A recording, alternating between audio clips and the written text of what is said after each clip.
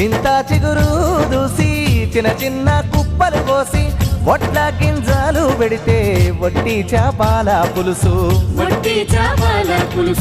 వండుకుంటే చాలు వాడా కట్టంత వాసన ఆ రోజు లేడవాయేనా మా పల్లెలల్లా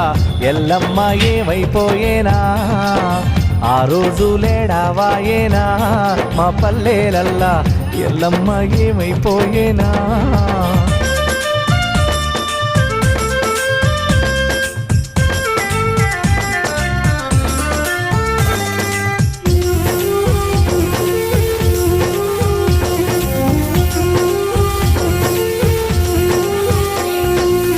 సిమసింత కాయలమ్మే సితుపల్క పండ్లు అమ్మే సిమసింత కాయలమ్మే సితుపల్క పండ్లు అమ్మే కందగడ్డతో పాటు కంది కాయుడికే సమ్మె